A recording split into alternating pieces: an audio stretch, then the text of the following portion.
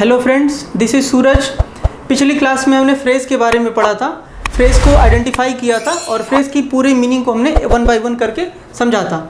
इस क्लास में, इस सेशन में, ये एक नया सेशन है, हालांकि थोड़ा सा देर से आया हुआ है, लेकिन इस क्लास में हम लोग समझने की कोशिश करेंगे कि एक एक्सरसाइज के माध्यम से समझेंगे कि फ्रेज़, वेरियस टाइप की जो फ्रेज़ मैंने पिछली क्लास में डिस्कस किया था आपके साथ, उन सारे फ्रेज़ के बारे में वन बाय वन हम लोग करके समझने की कोशिश करेंगे। यहाँ पे कुछ सेंटेंसेस लिखे हुए हैं और इसमें मैंने डार्क कर दिया हुआ है। जिस पार्ट को डार्क किया हुआ है उसको पता करना है कि ये कौन से फ्रेज से बिलोंग करता है।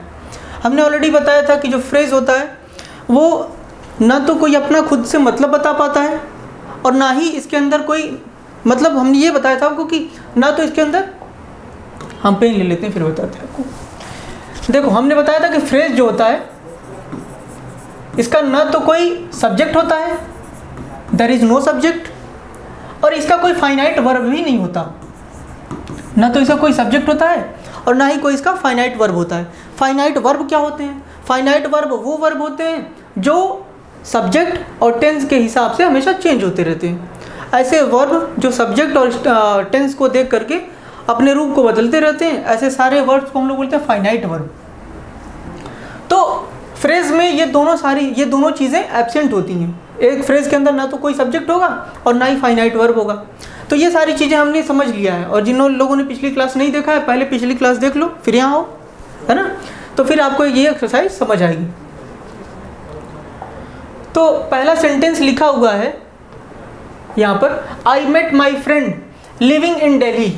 मैं अपने उस फ्रेंड से मिला जो कहाँ रहता है, जो दिल्ली में रहता है। मैं उस फ्रेंड से मिला, I met my friend living in Delhi. मैं अपने उस दोस्त से मिला जो कहाँ रहता है, दिल्ली में रहता है। तो यहाँ पे इस फ्रेंड की विशेषता, ये जो फ्रेज है लिविंग इन दिल्ली, ये तीन वर्ड है ना। ये तीनों वर्ड मैंने बताया था कि जब ग्रुप ऑफ वर्ड आ जाता है, एक से ज़्यादा वर्ड्स होते हैं, वो एक साथ मिल करके जब किसी एडजेक्टिव का काम करेंगे तो एडजेक्टिव फ्रेज कहलाएंगे, जब किसी नाउन का काम करेंगे तो नाउन फ्रेज कहलाएंगे। लेकिन अगर सिंगल वर्ड नाउन का काम कर रहा है तो सिर्फ वो नाउन होगा। लेकिन ग्रुप ऑफ वर्ड्स अगर एज अ नाउन प्लेस किए गए हैं, एज अ नाउन वो फंक्शन कर रहे हैं, तब वो क्या कहलाएंगे? तब वो एक नाउन कहलाएंगे। तो इसी तरीके से ये जो ग्रुप ऑफ वर्ड है ना, यहाँ पे living in Delhi more than one word है, अ ग्रुप ऑफ वर्ड है, और ये किसको क्वालिफाई कर रहा है? फ्रेंड को क्वालिफाई कर रहा है। तो फ्रेंड को क्वालिफाई, फ्रेंड है क्या? नाउन है। तो नाउन को क्वालिफाई करने वाला अगर वर्ड रहता तो एडजेक्टिव कहते, लेकिन ये ग्रुप ऑफ वर्ड है यानी एडजेक्टिव फ्रेज हो गया। अगला सेंटेंस देखते हैं, she is a candidate of great promise. अब यहाँ पे ग्रेट प्रॉमिस को हमने कलर किया हुआ है।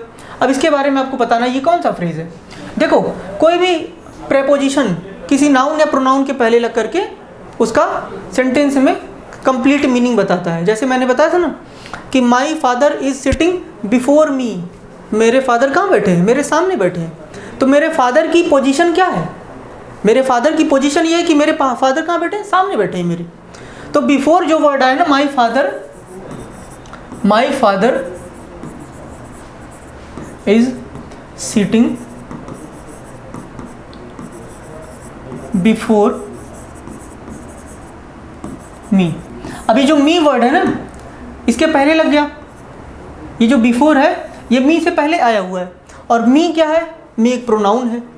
प्रोनाउन या नाउन के पहले जो वर्ड लगता है और सेंटेंस में उसको जोड़ करके उसका मतलब बताता है। देखो, प्रेपोजिशन की ज़रूरत ही क्यों पड़ती है? प्रेपोजिशन इसीलिए इस्तेमाल किया जाता है क्योंकि किसी वर्ब का जो ऑब्जेक्ट होता है वो उससे डायरेक्टली उसको असर उसके ऊपर पड़ता है। जैसे मैं बोलूँ कि मैं तुम्हें मारता हूँ, आई बीट यू, तो आई बीट क्या एक फंक्शन है, इसका असर किसके ऊपर पड़ रहा है? यू के ऊपर पड़ रहा है। तब तो ये यू क्या हुआ? एक ऑब्जेक्ट हुआ। और कैसा ऑब्जेक्ट? डायरेक्ट ऑब्जेक्ट हुआ, है ना। लेकिन मैं बोलूँ आई बीट यू, मैं तुम्हें मारता हूँ इन the house, in the four walls, घर की चार दीवारी में बंद करके तुम्हें मारता हूँ। तो अब ये घर के अंदर मारता हूँ, घर के अंदर मारता हूँ, तो घर के अंदर भी एक जो हाउस है वो भी एक ऑब्जेक्ट है। लेकिन यहाँ पे हाउस कैसा ऑब्जेक्ट है? तो सेकंड ऑब्जेक्ट है, इनडायरेक्ट ऑब्जेक्ट है। और इनडायरेक्ट ऑब्जेक्ट को जब मेन सेंटेंस से जोड़ना रहता है तब हमको ज़रूरत किस चीज़ की पड़ती है? प्रेपोजिशन की ज़रूरत पड़ती है। तो प्रेपोजिशन होम को जोड़ रहा है इस मेन वाले सेंटेंस। मैंने सेंटेंस क्या बोला? आई बीट यू पहला सेंटेंस हमने ये बोला ना आई बीट यू, तो यू क्या है यहाँ पे, यू एक ऑब्जेक्ट है लेकिन डायरेक्ट ऑब्जेक्ट है, मारने का असर यू के ऊपर पड़ रहा है। I beat you in house, in the house, तो अब इन द हाउस, हाउस के पहले मैंने इन लगा दिया। इन क्या है, इन हाउस क्या है, एक इनडायरेक्ट ऑब्जेक्ट है। इनडायरेक्ट ऑब्जेक्ट को हमने सेंटेंस से जोड़ने के लिए क्या इस्तेमाल किया, इन इस्तेमाल किया। और इन बेसिकली है क्या, किसी चीज़ का नाम है ना, हाउस जिसमें रहते हो उसको कहते हैं। तो हाउस एक नाम है, नाम से पहले हमारा क्या लग गया, प्रेपोजिशन लग गया। तो इसी तरीके से यहाँ पे लिखा हुआ है ये प्रेपोजिशन ऑफ, और ये पहचान ये बता रहा है कि ये क्या है, ये नाउन के बराबर का है। चूँकि ये एक से ज़्यादा वर्ड है इसलिए ये नाउन तो नहीं है, नाउन फ्रेज है। फ्रेज मैंने बताया ना कि फ्रेज क्या होते हैं, फ्रेज ग्रुप ऑफ वर्ड्स होते हैं। तो ग्रुप ऑफ वर्ड नाउन की तरह से काम कर रहा है जिसके पहले ऑफ लगा हुआ एक प्रेपोजिशन है। समझ आ गया। फिर आगे लिखा हुआ Deepika Padukone is a svelte beauty. अच्छा एक वर्ड आया स्वेल्ट, स्वेल्ट, स्वेल्ट का मतलब क्या होता है, Deepika Padukone is a svelte beauty. देखो किसी मैडम को अगर खूबसूरत बोलना है तो अगर मोटा बोलोगे तो बुरा मान जाएगी ना, मोटा नहीं बोल सकते, तो क्या वर्ड यूज़ करते हैं। अच्छा मान लो बहुत ज़्यादा हैवी है कोई, ठीक है बहुत ज़्यादा मोटा है, तो किसी को भी चाहे वो लड़का हो या लड़की हो अगर उसको मोटा कह देंगे, फैट कह देंगे तो उसको बुरा लग जाएगा। तो हम एक थोड़ा ढका हुआ वर्ड इस्तेमाल करते हैं, क्या बोलते हैं, अरे यार तुम थोड़ा हेल्दी हो गए हो। हेल्दी भी ये बताता है कि तुमने ओवरकोट कर लिया है, तुमने गेन कर लिया, वेट को तुमने गेन कर लिया है ना, तुम्हारी चर्बी चढ़ गई है। लेकिन आपने ये नहीं बोला कि तुम फैट हो गए हो, मोटे हो गए हो, आपने क्या बोला, तुम थोड़े से हेल्दी हो गए हो।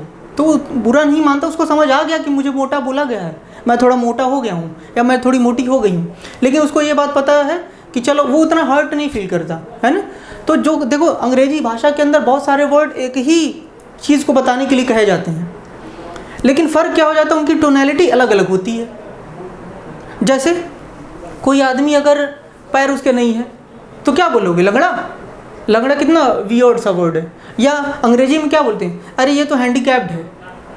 हैंडीकैप्ड जब बोलते हैं आप तब ये तो ना तो पॉजिटिव टोन का है ना तो नेगेटिव टोन का है, बुरा नहीं लगता उतना। हालांकि इसको अगर ये क्लासिफाई करना है कि अगर किसी को हैंडीकैप्ड बोला जा रहा है तो वो किस टोन का वर्ड है ये, तो ये न्यूट्रल टोन का वर्ड है। लेकिन अगर किसी को उसको बुरा लगाने के लिए कुछ बोलना है, अगर ऐसा वर्ड इस्तेमाल करो जिससे बुरा लग जाए तो क्या बोल दूंगा उसको, he is disabled, he is disabled. Disabled अगर बोल दोगे ना तो उसका मतलब हो जाएगा ये अपाहिज है। अपाहिज किसी को बोलोगे, डिसेबल्ड बोलोगे तो उसको बुरा लग जाएगा ना। तो डिसेबल्ड ना बोल करके एक न्यूट्रल टोन का वर्ड इस्तेमाल कर सकते हैं हम लोग। और क्या बोल सकते हैं, डिसेबल्ड के जगह पर हम लोग बोल सकते हैं हैंडीकैप्ड। अच्छा अगर थोड़ा और अच्छा तरीके से वर्ड बोलना है तो हम लोग बोलते हैं ना कि these people are differently abled. Differently विभिन्न अलग तरीके से, थोड़े से वो लोग क्या हैं, ये लोग डिफरेंटली एबल्ड हैं, अलग तरीके से एबल हैं। ये लोग भी एबल हैं लेकिन कैसे हैं, अलग तरीके से एबल्ड हैं। तो ऐसे लोगों को हम लोग हिंदी में क्या बोलते हैं, अपंग न बोल करके बोल देते हैं वर्ड दिव्यांग लोगों के लिए है। ये सीट दिव्यांग लोगों के लिए है, ये अंधे बहरों लूले लंगड़ों के लिए नहीं है, ऐसा नहीं बोलते। हम क्या बोलते हैं, हम ये बोलते हैं कि ये दिव्यांग लोगों के लिए सीट है। तो वर्ड की भी टोनैलिटी अलग अलग होती है, वर्ड किस टोन में इस्तेमाल किया जाता है, इसीलिए ये भाषा है एक। तो ये इसीलिए इसकी भाषा है, हर भाषा की एक जिस वे में आपको बोलना है। अगर आपको सैराकास्टिकली किसी चीज़ को बोलना है तो उस तरीके का भाव व्यक्त करते हैं उससे। जब आप किसी बात को कहते हैं तो आपके भाव में, आपके वर्ड्स में वो पावर होती है, वो बात होती है कि आप किसी बात को किस तरीके से कह रहे हैं, उसमें टोन आपका छिपा होता है। तो टोन के बेसिस पे भी वर्ड्स के अलग अलग क्लासिफिकेशंस हो जाते हैं। हालांकि मैं यहाँ पे वोकैबुलरी नहीं करा रहा, लेकिन मैं जब वोकैबुलरी के चैप्टर्स में वोकैबुलरी का जब सेशन लूँगा तो मैं आपको अच्छी तरीके से बताऊँगा कि किस तरीके से वर्ड्स इस्तेमाल होते हैं और कैसे हम मेमोराइज़ कर सकते हैं इतने बड़े ग्रुप ऑफ वर्ड्स को, इतने सारे क्लासिफिकेशंस के जरिए हम लोग कैसे वर्ड्स को समझ सकते हैं। तो खैर ये सारी चीज़ बातें मैंने ऐसे ही एक्स्ट्रा बता दी ये स्वेल्ट वर्ड आने की वजह से। देखो किसी को यहाँ पे लिखा हो Deepika Padukone is a svelte beauty. Deepika Padukone कैसी ब्यूटी है, एक सौंदर्य है। मतलब नहीं बोला जाता है कि किसी को खूबसूरत बोलना है तो किसी एक ऐसे पर्सनैलिटी से कंपेयर कर दिया जाता है जो बहुत ही अच्छा हो उस फील्ड में। तो अगर किसी की ब्यूटी को बतानी है तो दीपिका पादुकोण दिखने में कैसी हैं, लंबी सी पतली सी हैं। तो स्वेल्ट का मतलब क्या होता है, कोई ऐसी लेडी, कोई ऐसा सौंदर्य जो स्लिम हो, बिल्कुल स्लिम। तो देखो अगर किसी लड़की को थिन बोलते हो थिन का मतलब क्या होता है? बहुत ही हड्डी दुबली सी, है ना? ये निगेटिव टोन का वर्ड है ना? ये किसी को, अगर किसी की ब्यूटी को दिखाना है तो ये थिन ब्यूटी नहीं हो सकती, है ना? जो कम उम्र के लोग रहते हैं, 18-19 साल, 20 साल, 22 साल के एज वाले लोग, ऐसे तो नहीं होते पेट निकल गया है पूरा, ऐसा तो नहीं होता। तो उनकी बॉडी का एक जो फिगर होता है, बॉडी की जो बनावट है, वो बिल्कुल शेप में रहती है, बहुत अच्छे तरीके से रहती है। उस वाली ब्यूटी को क्या कहते हैं? स्वेल्ट ब्यूटी कहते हैं। समझ आ रहा है सबको? थिन तो बहुत ज़्यादा पतला हो जाएगा, नहीं, थिन जो है ये एक न्यूट्रल वर्ड है, ये निगेटिव नहीं है, न्यूट्रल वर्ड है ना? थिन न्यूट्रल वर्ड है, लेकिन स्वेल्ट जब आप यूज़ करते हैं ना, ये पॉजिटिव टोन का वर्ड है। इसे दीपिका पादुकोण खुश हो जाएंगी कि मुझे क्या बोला गया, मुझे स्वेल्ट ब्यूटी, हर लड़की ये सुनना चाहती है। तो Deepika Padukone is a svelte beauty, और थिन बोल दोगे तो ये न्यूट्रल वर्ड हो जाएगा। लेकिन किसी लड़की को बोल दोगे शी इज़ स्किनी, स्किनी का मतलब समझते हो क्या होता है? उसकी हड्डियों से उसके मांस चिपके हुए हैं, इतनी पतली है, खाना नहीं मिला है, ऐसी ब्यूटी है। ऐसे चीज़ को, ऐसे इंसान का की ब्यूटी दिखेगी?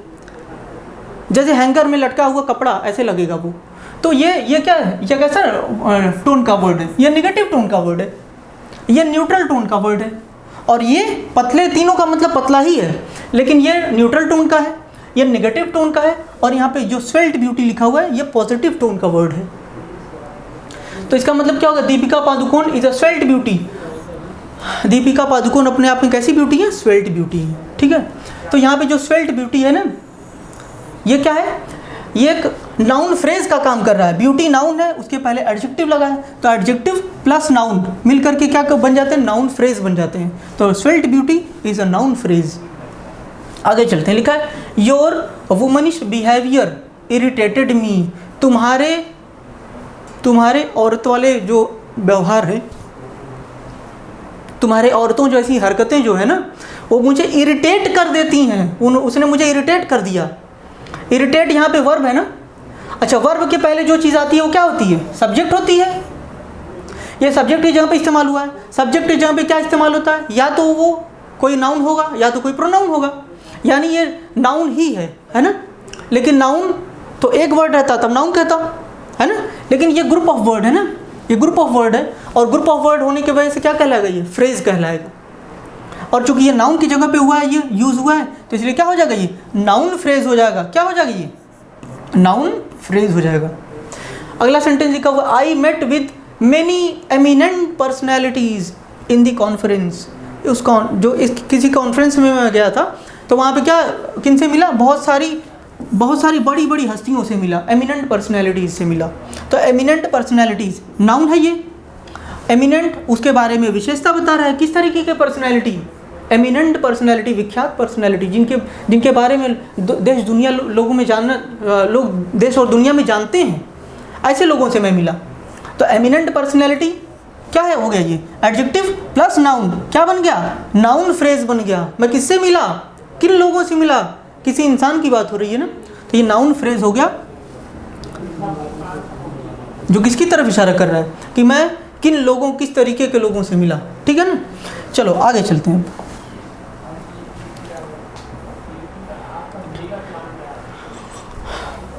अगला सेंटेंस है, his younger sister performed well. उसकी छोटी बहन ने बहुत अच्छा परफॉर्म किया, बहुत शानदार प्रदर्शन किया, है ना? परफॉर्म्ड एक वर्ब है, क्या है? वर्ब है।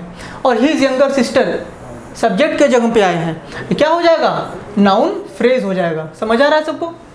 लिखा हुआ, a long time we went into a deep chat after a long time. बहुत समय के बाद दो दोस्त रहे होंगे, बहुत टाइम के बाद मिले, तो उन्होंने बहुत ज़्यादा डीप चैट किया, बहुत ज़्यादा डीप कॉन्वर्सेशन किया, है ना? बहुत सारी बातें की, बहुत गहराई में जा करके बिल्कुल उन लोगों ने बातें किया। तो आफ्टर अ लॉन्ग टाइम, एक बहुत से लंबे समय के बाद, we went into a deep chat, एक बहुत ही डीप चैट में हम लोग गए। चैट बातचीत करना, कॉन्वर्सेशन नाउन है। कैसा चैट? Deep chat. इस चैट के बारे में बता रहा है, तो ये क्या एडजेक्टिव है? Adjective plus noun, adjective plus noun क्या बन जाता है? नाउन फ्रेज बन जाता है। ठीक है ना? तो adjective plus noun, noun phrase हो गया। आगे चलते हैं। The student did not study, student did not study during the lockdown. Lockdown के टाइम, लॉकडाउन के दौरान जो स्टूडेंट्स थे पढ़ाई नहीं कर पाए, पढ़ाई नहीं किया। जो स्टूडेंट थे, स्टूडेंट्स जो छात्र थे वो लॉकडाउन के टाइम में पढ़ाई नहीं कर पाए। अब यहाँ पे बताओ क्या है ये, कब पढ़ाई नहीं कर पाया? अगर मैं ये क्वेश्चन पूछूं इस सेंटेंस में, अगर मुझे ये सवाल बनाना रहे, अगर आपसे पूछता जाए कि जो स्टूडेंट हैं कब पढ़ाई नहीं कर पाए, है ना, when did the student not study, कब स्टूडेंट पढ़ाई नहीं कर पाए, पढ़ाई नहीं कर पाए, पढ़ाई करने पे जोर दिया जा रहा है ना, पढ़ाई न कर पाने। पढ़ाई न करने का रीज़न क्या था, पढ़ाई न करने का टाइम क्या था? During the lockdown. तो पढ़ाई करने के बारे में बात हो रही है। पढ़ाई करना क्या है? वर्ब है, काम है, और ये वर्ब की तरफ मॉडिफाई कर रहा है ना, ये इस वर्ब को मॉडिफाई कर रहा है। तो क्या कहलाएगा? Adverb, adverbial phrase. क्या कहलाएगा? Adverbial phrase. अगर एक वर्ड किसी वर्ब की तरफ इशारा करे तो एडवर्ब कहलाएगा, लेकिन एक ग्रुप ऑफ वर्ड किसी वर्ब की तरफ इशारा करे तो एडवर्बियल फ्रेज हो जाएगा। आगे बढ़ते हैं। Because the traffic jam, because of the traffic jam, ये जे लिखा हुआ है ना, because of the traffic jam she miss the class, उसने क्लास को मिस कर दिया। किस लिए? क्लास को मिस करने का वजह क्या था? क्लास को मिस करने का वजह क्या? ये वर्ब है, मिस करना। क्लास को मिस करने का रीज़न क्या था? Because of the traffic jam, traffic jam होने की वजह से उसने क्लास को क्या कर दिया? मिस कर दिया। Again adverbial clause, adverbial phrase, sorry adverbial phrase. और कौन सा फ्रेज? तो एडवर्बियल फ्रेज ऑफ रीज़न, कारण बताया जा रहा है। Find out the grammatically incorrect sentences. Find out मतलब पता लगाओ, grammatically incorrect sentences, sentences noun है। ये जो वर्ड आया है ग्रामेटिकली इनकरेक्ट, किसको दिखा रहा है? सेंटेंसेस की तरफ इशारा कर रहा है कि उस सेंटेंस को पता लगाओ, उस सेंटेंस के बारे में पता लगाओ जो क्या है? ग्रामेटिकली इनकरेक्ट है, ग्रामर के हिसाब से उसमें कुछ एरर है। ये जो ग्रामेटिकली इनकरेक्ट वर्ड लिखा हुआ है दोनों मिला करके, ये सेंटेंस किस तरफ इशारा कर रहा है? सेंटेंस क्या है? नाउन है। और जो वर्ड नाउन की तरफ इशारा करे उसको एडजेक्टिव बोलते हैं। एक लेकिन ग्रुप ऑफ वर्ड अगर नाउन की तरफ इशारा करे तो उसको एडजेक्टिव फ्रेज बोलते हैं। अब चलते हैं आगे। देखो यहाँ पे 2 सेंटेंस लिखे हैं, यहाँ पे बहुत ध्यान से समझना। मैंने इसके बारे में थोड़ा सा चर्चा किया था जरूर, लेकिन अगेन मैं इसके बारे में थोड़ा और कुछ बात करना चाहता हूँ। देखो लिखा हुआ sentence, it appears true, it appears. देखो इसमें फ्रेज बताने की कोशिश नहीं कर रहा हूँ, इस सेंटेंस को क्यों लिखा है अभी समझ आएगा तुम्हें। लिखा हुआ इट अपीयर्स ट्रू या ट्रूली, दोनों में से क्या सही होगा? इट अपीयर्स ट्रू सही है या इट अपीयर्स ट्रूली सही है? तो इट अपीयर्स, ये अपीयर्स क्या है? वर्ब है। वर्ब को बताने वाला एडवर्ब होना चाहिए, तो एडवर्ब सही हो जाना चाहिए। ये कैसा प्रतीत होता है? ये कैसा मालूम होता है? ये सच मालूम होता है। सच, तो सच मालूम होता है। ये मैंने बोला वर्ब है, तो साहब वर्ब को क्वालिफाई कराने के लिए हमको ट्रू लगाना पड़ेगा कि ट्रूली लगाना पड़ेगा? तो वर्ब को क्वालिफाई करने वाला ये तो हो गया एडवर्ब, और ये क्या है? एडजेक्टिव है। अब आप ही बताइए मालिक कि इन दोनों में से इसके लिए क्या लगाएं? ये वर्ब है ना, वर्ब को क्वालिफाई कराना है, तो एडवर्ब लिखूं इसके बाद कि एडजेक्टिव लिखूं? तो एडवर्ब और एडजेक्टिव में ये बात हमेशा याद रखो, जब भी कभी हमारा वर्ब किसी स्टेट को बताता है ना, जब ये स्टेटिव वर्ब होता है, यहाँ पे लिखा हो इट अपीयर्स ट्रू, तो स्टेट बताता है अगर कोई वर्ब, तो उसको क्वालिफाई करने वाला कभी भी एडवर्ब नहीं हो सकता। एक स्टेटिव वर्ब को क्वालिफाई हमेशा एक एडजेक्टिव करता है, ना कि एडवर्ब कहता है। आप लोगों ने बहुत बेसिक सा सेंटेंस है, हमेशा आप लोग यही बोलते हैं इट अपीयर्स ट्रू, ये सच मालूम पड़ता है, ऐसा सच दिखाई देता है, ये सच दिखाई देता है। इट अपीयर्स ट्रूली नहीं बोलते, है ना। इतनी अंग्रेजी तो आदमी प्यार में ही सीख जाता है।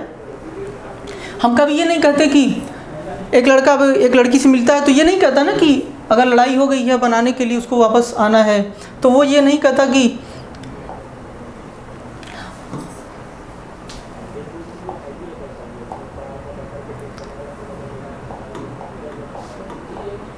वो ये नहीं कहता कि I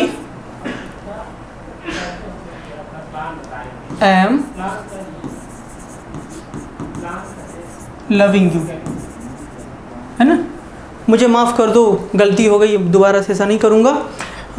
look I am loving you, मुझे गलती हो गई थी, मैं तुमसे बात नहीं कर पाया, और तुम मेरी बात मान जाओ और देखो मैं तुमसे कितना प्यार करता हूँ। तो क्या बोलता है, उतनी अंग्रेजी तो प्यार में ही सीख जाता है इंसान है।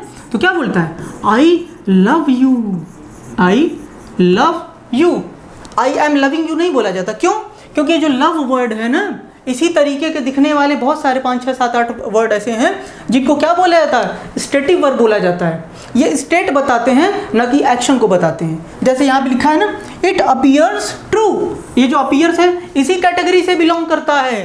तो अपीयर्स हो गया, या लव हो गया, या लाइक हो गया। अंडरस्टैंड, अंडरस्टैंड, है ना, सीम, लुक, स्मेल,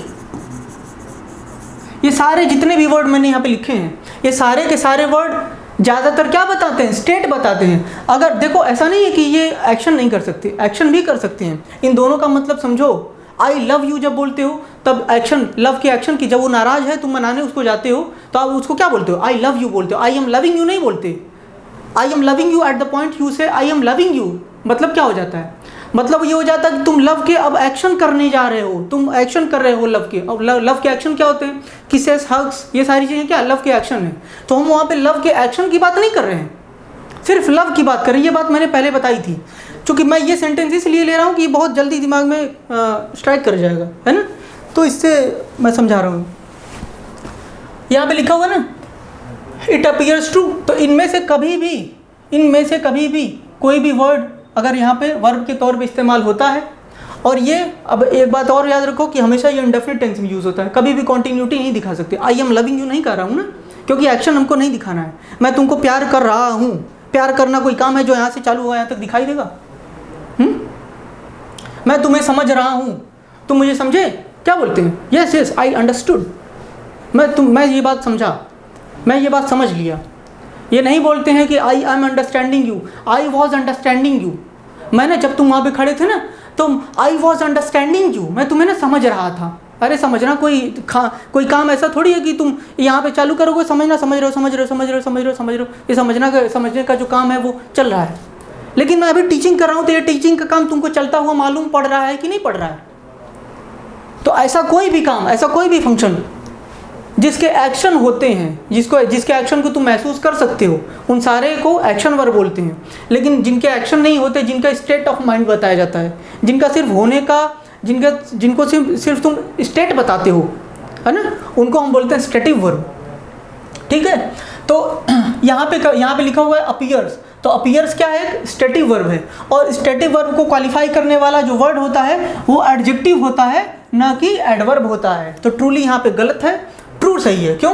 और ट्रू यहाँ पे पूछा जाए कि इसकी ग्रामेटिकल प्रोफाइल क्या है, तो हम क्या बोलेंगे, एडजेक्टिव है। इतना सबको समझ में आ गया? Let us go further. आगे लिखा हुआ है द पेरेंट्स अपीयर्स। अब देखो मैंने यहाँ पे लिखा था, ये जो सेंटेंस मैंने लिखा था, ये सेंटेंस इसीलिए लिखा था ताकि तुम अपीयर्स के बारे में समझ पाओ। अब आगे जो फ्रेज है, क्योंकि ये वर्ड समझ आ गया, यहाँ पे ट्रू सही था। और ट्रू का प्रोफाइल क्या है, ट्रू एक एडजेक्टिव है। तो अगर एक वर्ड है तो एडजेक्टिव है, किसको दिखा रहा है, इस वर्ब को दिखा रहा है। और ये कैसा वर्ब था, स्टेटिव वर्ब था। स्टेटिव वर्ब को दिखाने वाला ये एडजेक्टिव हो गया। आगे चलते हैं, the parents appears. The parents appear, यहाँ पे प्लूरल है ना, पेरेंट्स अपीयर हो जाएगा तब। तो द पेरेंट्स अपीयर, यहाँ पे फिर से क्या आ गया, again this is stative verb, ठीक है ना। तो स्टेटिव वर्ब को क्वालिफाई करने वाला डिहाइड्रेटेड एंड फीवरिश। पेरेंट्स को, जो माँ बाप थे, उन लोगों को क्या महसूस हो रहा था, डिहाइड्रेटेड एंड फीवरिश, बुखार जैसा महसूस कर रहे थे, और उनको मतलब डिहाइड्रेशन उनको महसूस हो रहा था, और हल्का हल्का फीवरिश महसूस हो रहा था। ठीक है, तो ये जो फ्रेज लिखा हुआ है ना, किसकी तरफ इशारा कर रहा है, इस वर्ब की तरफ इशारा कर रहा है ना। लेकिन ये वर्ब चूंकि एक स्टेटिव वर्ब है, इसलिए इसको क्वालिफाई कौन करेगा, एडजेक्टिव करेगा, ना कि एडवर्ब करेगा। तो इसलिए ये एडजेक्टिव है, और एडजेक्टिव भी कौन सा? एडजेक्टिव फ्रेज, क्योंकि एक से ज़्यादा वर्ड है। समझ आ गया सबको? फिर लिखा हुआ है at the tea stall we met first time. हम लोग पहली बार कब मिले? एट द टी स्टॉल कहाँ मिले ना, प्लेस पूछ रहा है। हम लोग कहाँ मिले? अगर मैं इसका क्वेश्चन बनाऊँ तो क्या बनेगा? When did I meet first. हम लोग कब मिले पहली बार? तो हम लोग कहाँ मिले? एट द टी स्टॉल, चाय की दुकान पर। तो ये वर्ब की तरफ इशारा कर रहा है, इसलिए हो गया एडवर्ब। चूंकि ये एक फ्रेज है तो एडवर्बियल फ्रेज हो जाएगा। अब आगे चलते हैं। I met him a few months back again. मैं उसे कब मिला? मिलने की तरफ इशारा कर रहा है। 1 महीने पहले मिला, 1 महीने पीछे मिला, यानी 1 महीने पहले की बात है जब मैं उससे मिला। तो फिर से ये क्या हो जाएगा? Adverbial phrase.